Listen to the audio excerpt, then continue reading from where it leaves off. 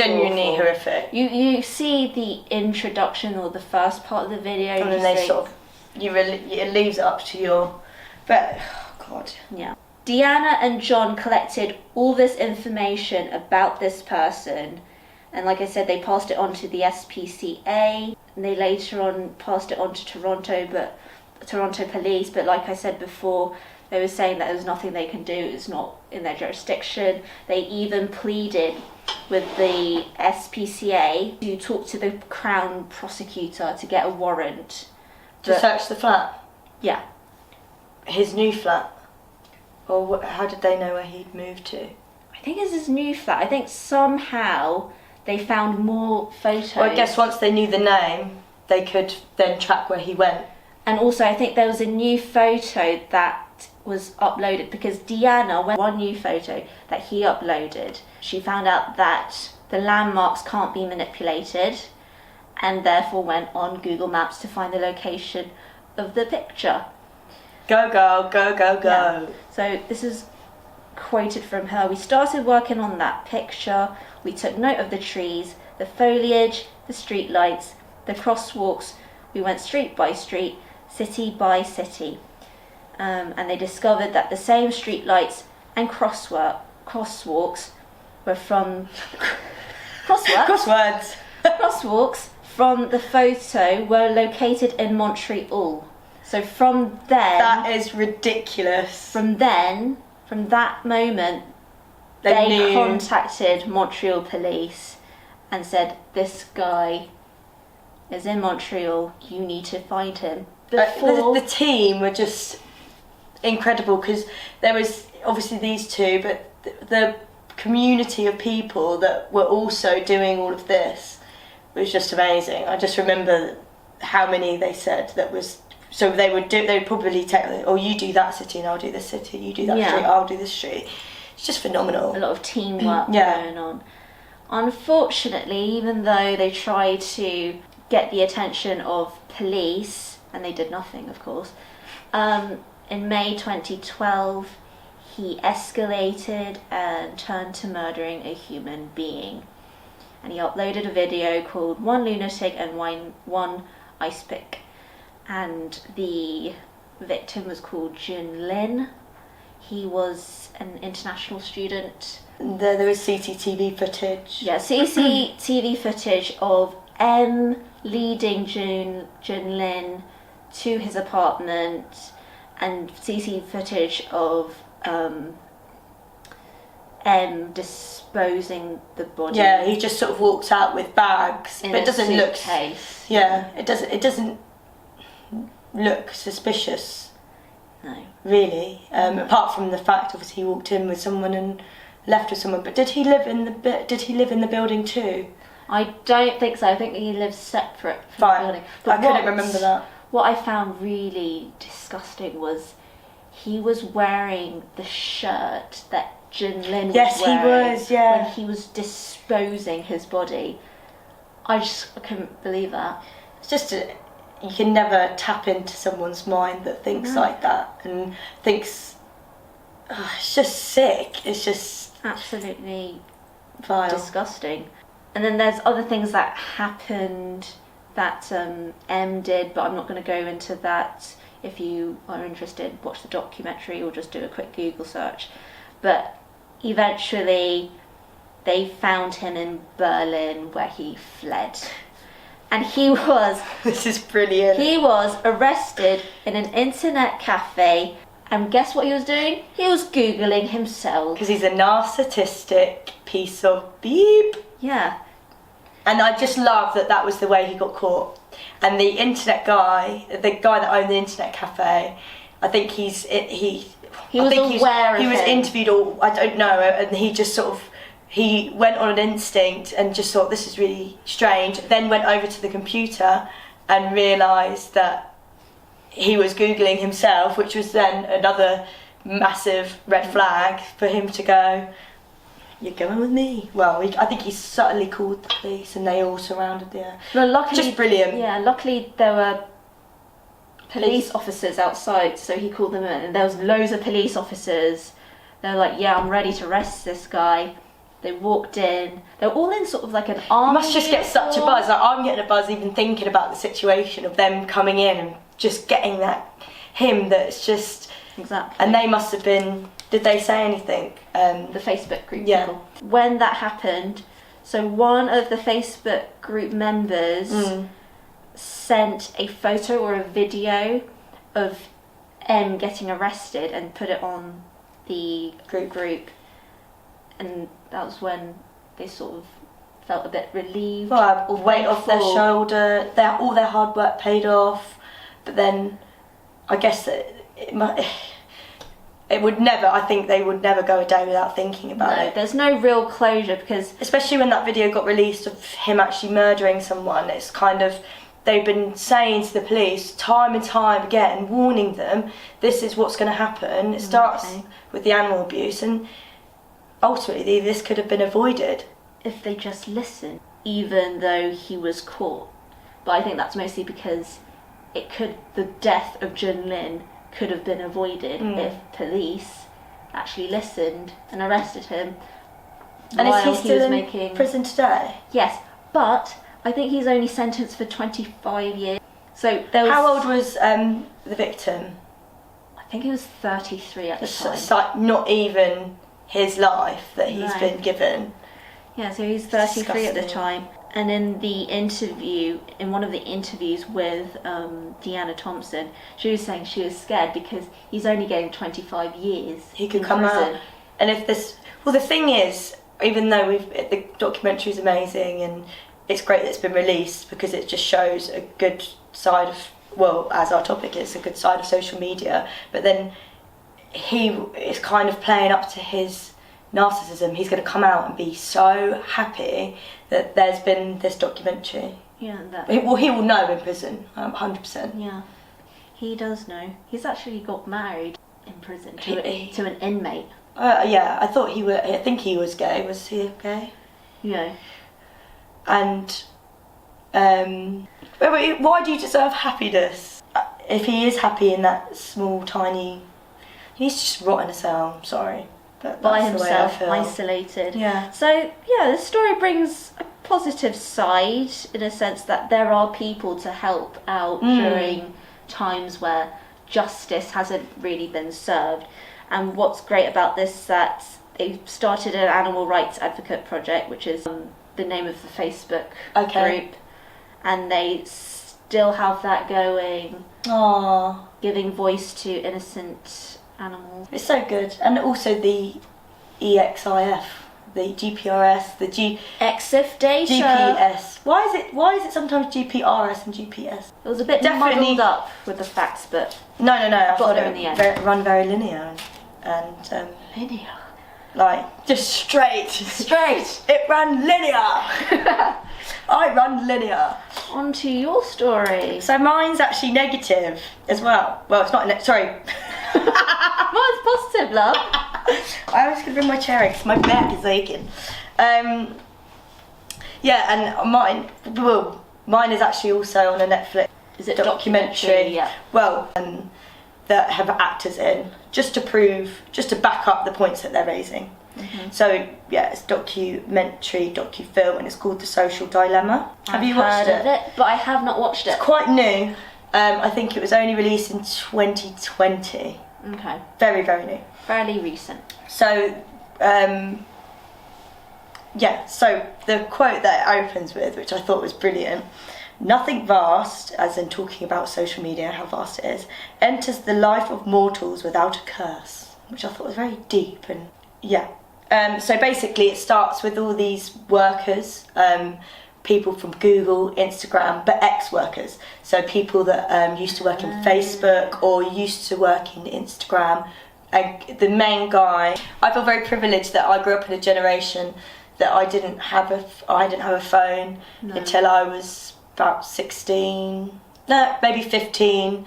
But I grew up and I read books, went outside, and I know that sounds really cliche, but it's something that I feel like future generations are just not going to have. No.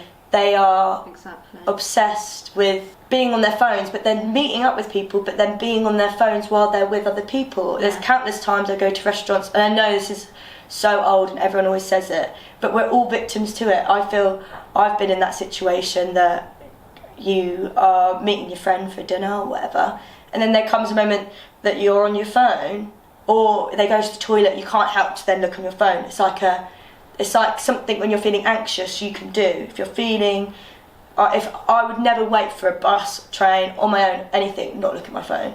It's an addiction, isn't it? An obsession. Yeah, so something that they raised, which I just found horrific. So on Snapchat, Instagrams, you can get filters that change your face. Yeah. Plastic surgeons have actually given, one of the plastic surgeries that they give is called the Snapchat dysmorphia, that people go in and show the picture of what they look like on Snapchat or Instagram, and they want to look like that. How horrific. That's messed up. This is another point, it is all quite random, but this is another point, that with filters and things like that, this is a massive part of mental health issues, because you get so used to looking at your face in photos looking like that doesn't look like your face, that when you then have photos that aren't used with a filter, you don't recognise yourself, or you get depressed because you think, oh, I look really good there, but I don't actually look like that. You don't recognise the difference between them, which I just find really awful. And I think today there's a massive pressure for children to have phones. Yeah, because everyone talks about social media. And parents just give in to it because they go, oh, all my friends have got one, and you don't want to be that parent that's, I don't know, it's like a sense of leaving them out. I mean, hopefully when I have children, at some point, maybe in the future, I'd hope that I would be able to say, no, do you know what, you're not. And that's just the way it is. That's just the way, I can't afford it. You're getting on your bike. I can't afford it. You have fun out there. You have fun, you will have fun. I got you a bike. I got you a bike. So a lot of what's happening at the minute is fake news to do with COVID. Of course, yeah. So things like if you drink more water, I know it's really not a bad thing because you want to drink lots of water, but if you drink lots of water, could get rid of COVID. It could flush COVID out. Just things like that people would read on their social media and go, oh, okay, I'll do that and then I will be cured. No, that is just someone on the internet. It's like Wikipedia. You wouldn't go on there and trust everything you read. No. And some news, they seem quite convincing, but in actual fact, if you look it up and do a little dig, it's actually full of lies. So this is a point that I'm going to go on to the news now, and I'll go back to what I was talking about with the filters. Okay. So you know why with politics and mainly politics, people don't understand how someone else can think the way that they're thinking. Things like that, or even Labour and Conservative. You go, oh, I cannot fathom how you can think like that and think of follow their policies. Don't understand. So basically, they don't see the same things that we see. We both see different things, because our phone will filter out things that we like, follow, believe in, and then their adverts and political videos will be based on what we like and what we follow. So we will see different, I want to say videos like propaganda videos. Yeah.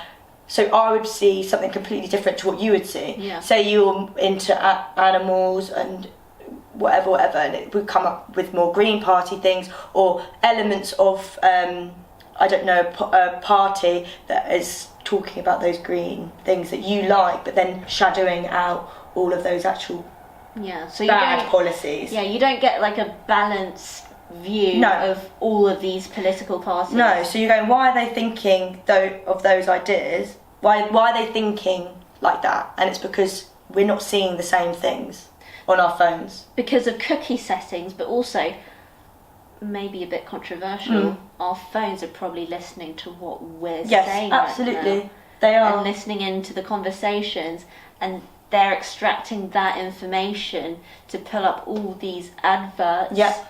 And that's what they are. They are selling machines. I mean, the quote that they used is, if you're not paying for the product, so you're not paying for social media, you don't pay for Instagram, you don't pay for Google, you don't pay, then you are the product. You are the person they are selling to. That all these advertising companies pay these social media companies to advertise their things.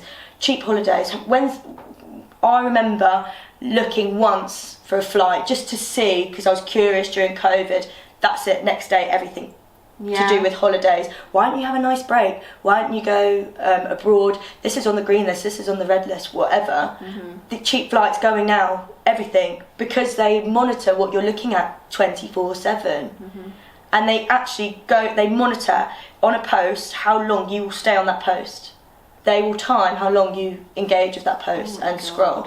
Engage, scroll. And the ones that you engage with the most, they will put more on your feed. Wow, big brother to the max. Literally mental. So they're constantly competing for your attention. And yeah, as I said, they're paid for by advertisers. The guy that I mentioned at the Tristan Harris, he's they prey on people that are lonely. They prey on people that are maybe struggling with money. They prey on literally anyone. Us. Yeah, that is us. Because this is major. So they prey if you're lonely. So they will look on your Facebook, say you're stalking an ex-partner. No, they will go to the point. They know that's the ex-partner. That they will then give you notifications of when they posted photos, or sometimes you get those random ones. Oh, someone's posted a photo for a while, hasn't posted a photo for a while. You might have stalked them a couple of weeks ago or something. It's things like that, or they haven't tweeted in a while. Read their tweet. Or just things that you may have gone and looked at them and they've gone, oh, well, they're obviously interested in that person. I'm going to then put that out there because it then raises engagement in my app, and then also with advertising. It's a vicious cycle. It's really horrific. So this is what the Tristan Harris is trying to do. So in the Netflix series, they have, imagine puppet in a way. And they've got 3 people around it, and they're just sort of looking at screens, because it's showing their engagement. It's really quite horrific. It's quite futuristic. It's quite Black Mirror-esque, if anyone's watched Black Mirror. But they are then looking. So there's a point that there's 2 friends. This is the part of the documentary where it's the actors are being recorded. So it's actors based. It's not. This comes into the docu-film. So imagine they're like us 2. They're talking, and then they're like, "Why is he not on his phone?" It's all very futuristic. They go, "Why is he not on his phone?"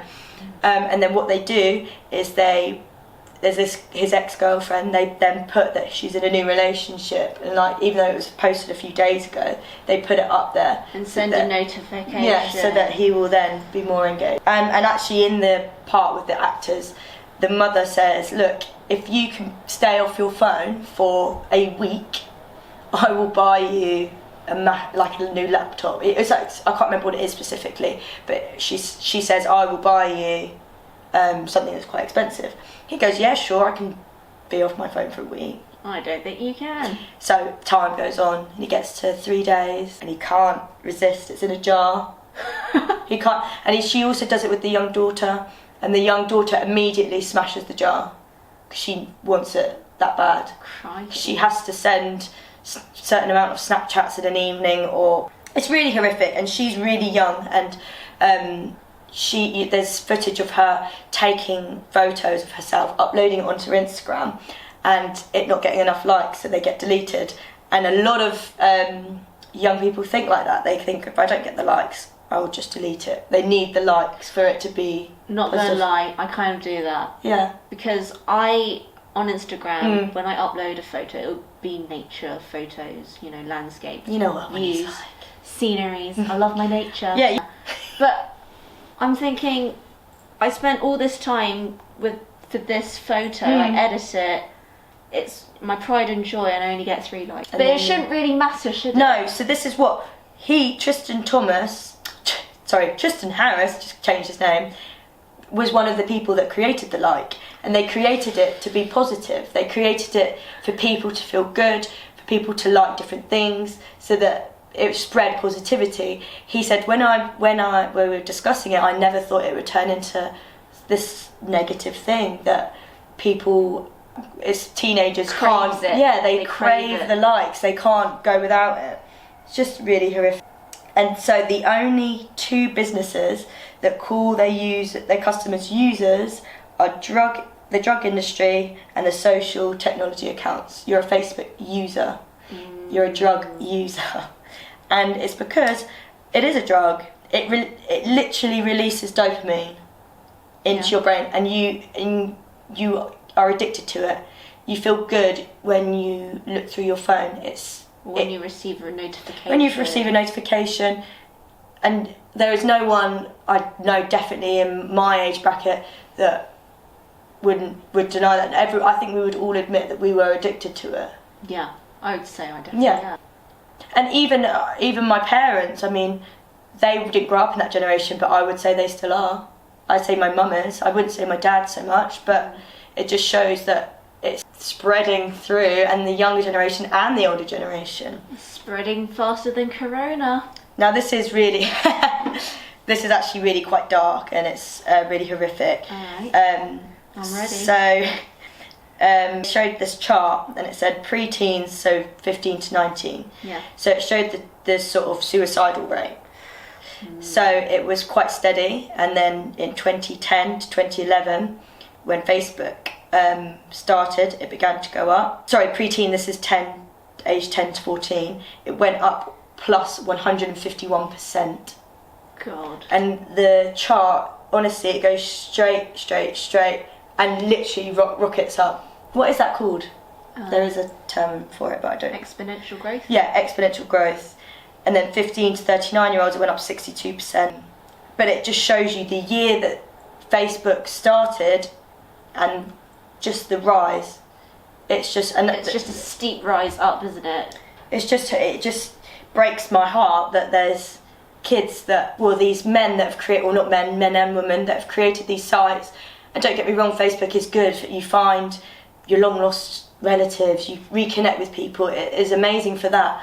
But then there's this downside, and Instagram and Snapchat, and you crave the dopamine, you crave the attention of your friends, you crave likes, you crave this face that isn't yours with this filter. Suddenly, it's just horrific that they're never gonna. I can't see a way past that. I think that's going to be in our lives. Technology is now going to be in our lives forever. I think, and it's artificial intelligence. It is AI. All of this is AI. There's masses and masses of machines that are all doing this all day. Every single phone, every single device. Exactly. They're doing this, and it's all customizable. Because I did a course on AI. Thank you, Microsoft. Not a plug. But they just talk about how it's so customizable, what you can use in terms of technology to program this app to do all these things for you, whether it's predicting, future profits, or analysing customers' reviews, whether it's positive or negative. That all comes under it. So you've got all this control and wealth of knowledge and information all on one app. It's just mental. And if you'd have told me that when I was growing up, that this is the life, I don't know, it did get me quite down, really. Just those facts were just horrific. And you're on your own, and you're sitting in a restaurant, and your friend's gone to the toilet or whatever, you get that out, it's your digital pacifier. It's like a comfort blanket. Yeah, it's a comfort blanket, and we wouldn't be without it. I know when my phone's died when I've been out before, and I feel lost. I thought, oh God, what if something happens? But it's not that, is it? It's not if something happens, because there's people that can help you. Exactly. It's just you feel lost. It's just horrific. So it already runs the... So they also described it as 27 billion Truman shows. Have you watched Truman Show? No, is that kind of like Jeremy Kyle? No, so the Truman Show is a film, and it's got who's the one that... Jim Carrey? Jim Carrey. It's got him in it, and it's basically like Big Brother, where they have this whole group of people. Imagine like a studio, and you're looking through the glass. Where it's like Big Brother with the double glass where they can't see in but they can see out, and you control every aspect of that man's life. Okay. So it's like 27 billion Truman shows. There's like just a group of people, but AI, that are then with every single person, they're controlling how their life predicts and goes. We're under constant surveillance. Yeah, and again with COVID, about COVID being a conspiracy, so then people are like, I hate saying like, sorry if I've said that loads. Some people would believe that and they'll go and protest. It's a conspiracy, the government are controlling us. And hey, that's because they've been watching this YouTube video that's told them all of this baloney because their AI has set it up. Mm-hmm. But what the clear message was is just we have a responsibility to change it, and just the fabric of society just depends on it, of us. But how do we change it? I mean, this is what Tristan's doing, and I hope that it works. I don't know if you've noticed, but on some Instagram accounts, like my Instagram account, I can't see other people's likes, how many they've got. Really? No. You can set it up? I didn't. It's just on my phone. I'll show you. So really? It will just say blank. So it would just say someone's name and 4 others. And others. So it won't tell me how many likes. Oh, I'd prefer that, to be honest. So this is what I'm confused about, because it seems like they're starting to do things like that. But they're rolling it out. Yeah, slowly. I've had that for a couple of years now though, but I love it. And the only person that can see how many likes you've got is you, which is still not it's still not defeating the point, because you know mentally if there's someone, if you only got 4 likes, you'd still be upset. Yeah, so there wasn't a real clear story here today, but I just wanted to raise some of the points that the documentary raised, because I thought it was just so crucial and massively a negative side of social media. That's a good one. I think I want to watch that. Definitely do. Documentary. And you'll get more points than this. I mean, I could have gone on for hours and hours, but I just tried to keep my notes brief and also there's my sausage and mash that I was eating at the time. Vegetarians. So it is, I do really recommend it. I'll put it, I didn't actually have any sources this week because I just watched that. The Social Dilemma on Netflix, and when it was released, so you can find it. But really worth a watch. Really worth a watch. Fab. Well done. That was good. Thanks. So, are we picking? Yes, we're going to pick. It's in my bag. No, that's the profanity preventers. Well, no one's seen it yet because YouTube won't let me upload the video. It will be up there, guys. I promise. I can't give you a day when, because it's just taking hours. But by next week, I'm sure. Right. I picked last time, so it's I your picked. turn now. It's your turn. I just panted in the audience. I just went. Just say, oh, my ASMR. dog is in here. Yeah. It's the same as social media, the good and the bad. Oh, really? We're doing round 2, folks. I didn't bin it, sorry. Oh, there's one within. Do I go for the small or the big? Just pick one. Music. Okay, music. So it's very broad, but we can work it out. Yeah, we can work it out. So music. Cool. Yeah, I think we could find something. Right, get rid of that. Anything. Well, yeah. Thanks a lot, guys. Thanks for for anyone, it's nice. I like the support of my friends and colleagues. We do really appreciate it, and we're just having a laugh, and I've enjoyed it so far. It's all banters and jokes. It's all banters and jokes, but actually, I just love researching on different things. I'm learning along with you guys. We're learning a lot. It's like going to school, but learning about things that is fun. Yeah, exactly. And doing the research and finding it for ourselves. And editing and just finding out. My friend was saying, I'll be really, really quick because I know you've got to dash off. But I'm going for a dinner. A posh one. A French restaurant. My friend was saying when she was listening to the podcast that she didn't know that we had an Instagram.